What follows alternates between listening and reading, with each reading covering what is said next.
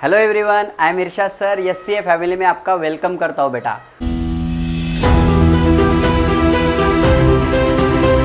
का हमारा टॉपिक है वेलोसिटी। वेलोसिटी क्या होता है बेटा? देखो, सबको पता ही है वेलोसिटी क्या होता है आपका। डिस्प्लेसमेंट जब टाइम के साथ चेंज होता है तो उसे हम क्या कहते हैं? वेलोसिटी कहते हैं। ये हमने पहले भी पढ़ चुके हैं। डिस्प्लेसमेंट जब टाइम के साथ चेंज होता है तो हम उसे क्या कहते हैं? वेलोसिटी। अब वेलोसिटी वेक्टर क्या है बेटा? वेलोसिटी वेक्टर क्या है आपका? जब डिस्प्लेसमेंट वेक्टर आपका टाइम के साथ चेंज होगा तो डिस्प्लेसमेंट वेक्टर क्या था मेरा? आर वेक्टर, और वो टाइम के साथ क्या होगा बेटा? चेंज के लिए मैं क्या लूँगा? यहाँ पे डेल्टा साइन लूँगा। तो यहाँ पे वेलोसिटी वेक्टर आपका क्या आ गया बेटा? बोलो फिर, d r by d t, या फिर del r by d t भी इसको बोल सकते हैं हम, del r by del t. तो ये होता है हमारा वेलोसिटी वेक्टर। इसे हम ऐसे भी लिख सकते हैं, डेल आर क्या होता है आपका? R two vector minus r one vector, और यहाँ पे इसको मैं T2 माइनस T1, इसको मैं ऐसे भी यहाँ पे लिख सकता हूँ।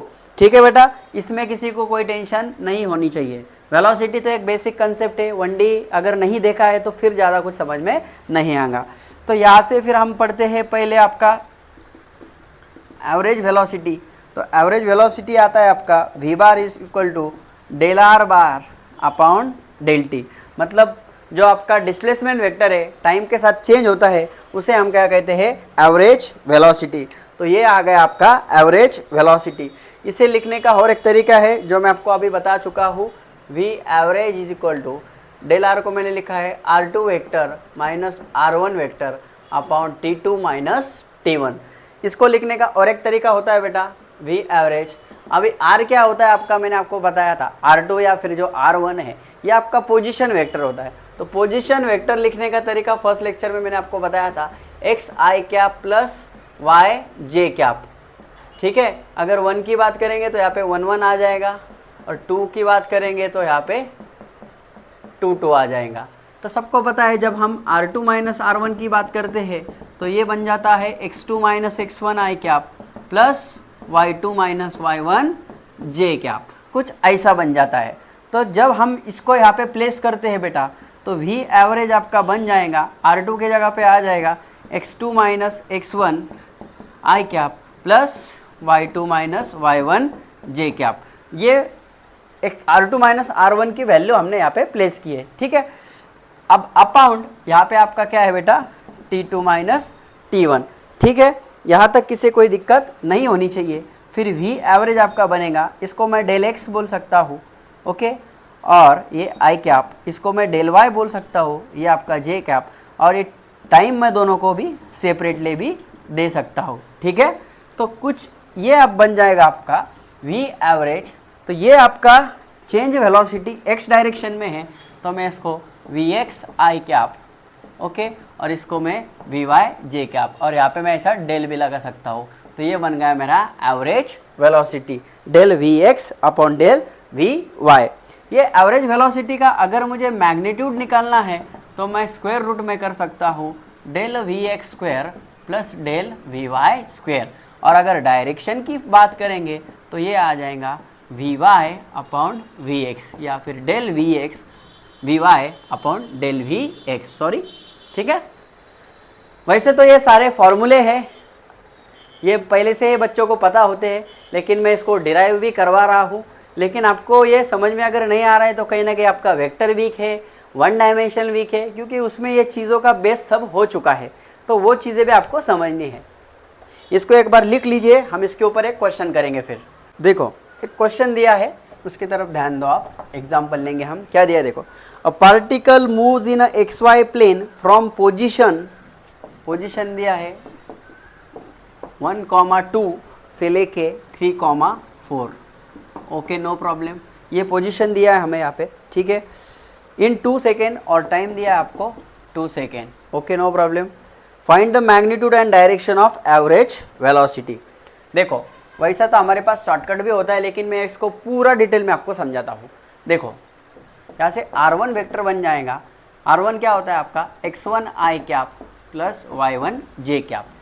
सो x1 यानी ये, तो ये हो गया आई कैप, और ये हो गया 2 जे कैप।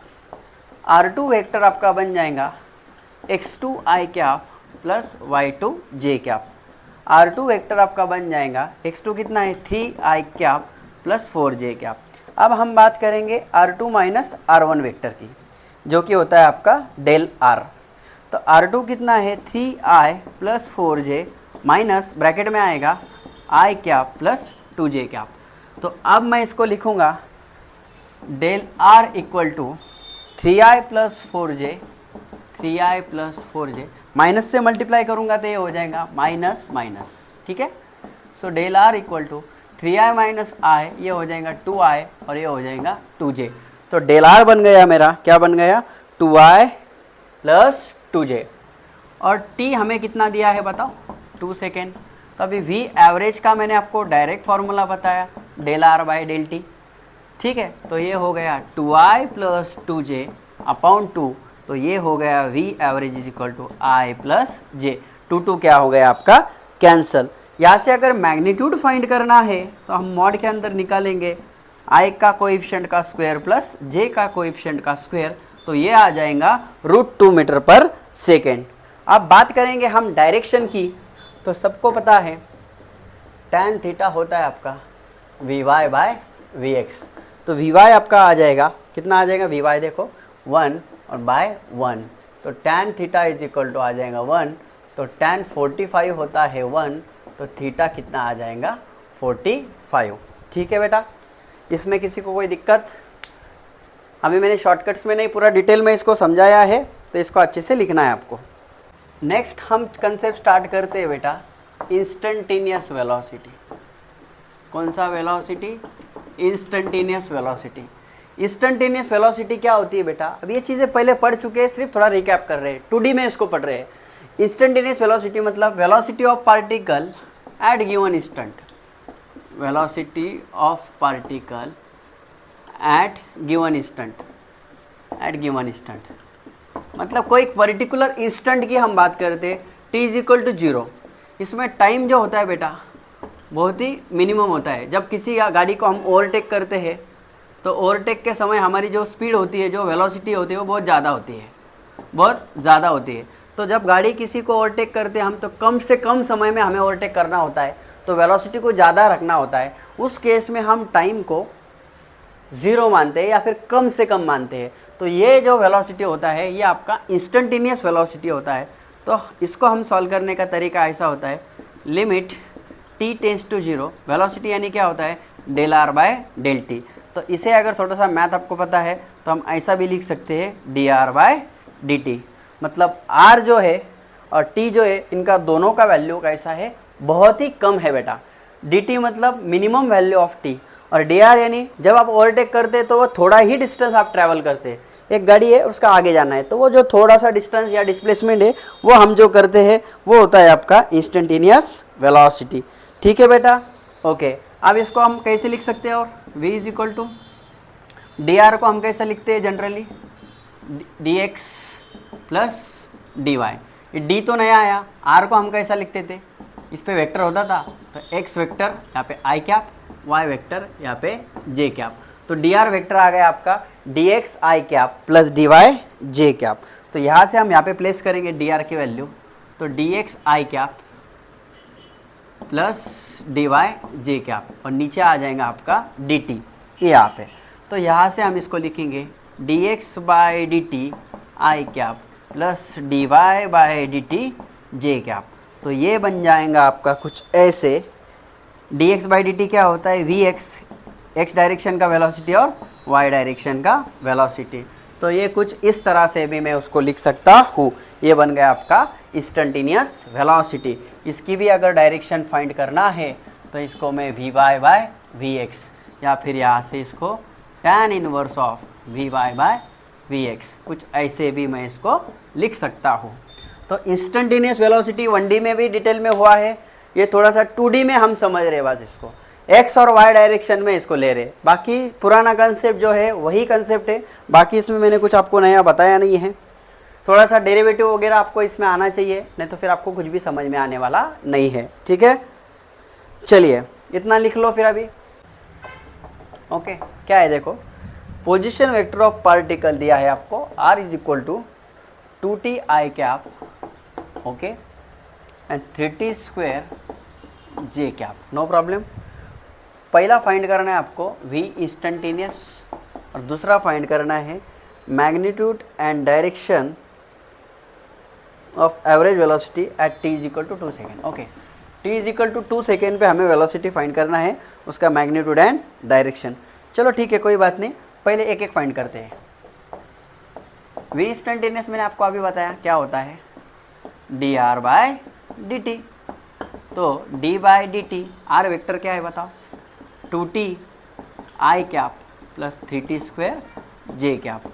तो अभी हमें डेरिवेटिव निकालना है, तो कितना आ जाएगा, 2t का डेरिवेटिव 2i कैप और 3t स्क्वायर का 6t j कैप। तो ये आ गया हमारा इंस्टेंटेनियस वेलोसिटी। अब हम इसका क्या फाइंड करेंगे, ये पहला आंसर हो गया। अब हमें उसका मैग्नीट्यूड एंड डायरेक्शन फाइंड करना है at t is equal to 2 second. तो पहले t is equal to 2 second हम वैल्यू रखेंगे, तो v बन जाएगा आपका 2i कैप प्लस t2 रख दिया तो ये बन जाएगा 12j कैप। ये बन गया हमारा वेलोसिटी। अब हम इसका मैग्नीट्यूड अगर फाइंड करेंगे तो कैसा फाइंड करेंगे बताओ, 2 स्क्वायर प्लस 12 स्क्वायर। सही चल रहे हम, सही चल रहे हम, सही चल रहे हम।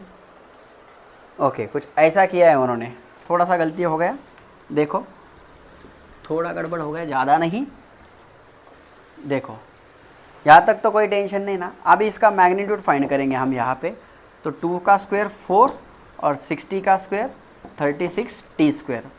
अब t इज इक्वल टू 2 रखना है हमें, तो फिर ये हो जाएगा 4 36 t की वैल्यू 2 का स्क्वायर 4, तो ये हो गया 4 और ये हो गया 144, दैट इज़ 148। तो वेलोसिटी का जो मैग्नीट्यूड आया है वो अंडर रूट ऑफ 148 आया है। डायरेक्शन की अगर बात करेंगे तो tan थीटा क्या होता है आपका, y बाय x होता है। तो y कितना है आपका, j का कोएफिशिएंट जो होता है आपका y होता है, और x कितना है आपका 2, तो ये आ गया आपका 3t।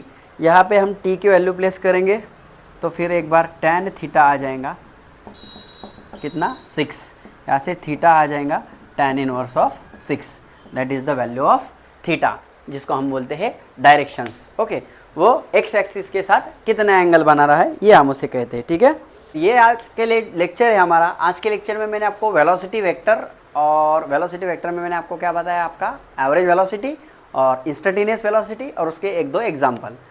नेक्स्ट थर्ड लेक्चर में हम क्या करते हैं, एक्सेलरेशन वेक्टर पढ़ते हैं और उसके एग्जाम्पल देखते हैं। मतलब थ्योरी प्लस एग्जाम्पल है, थर्ड लेक्चर में कवर हो जाएगा एक्सेलरेशन। नेक्स्ट लेक्चर में हम जाएंगे फिर एक्चुअली जो है हमारा मोशन इन प्लेन, उसमें हमें जो पढ़ना है मेन हमारा प्रोजेक्टाइल मोशन। मैंने आपको बताया था मोशन इन प्लेन में प्रोजेक्टाइल मोशन और सर्कुलर मोशन आता है।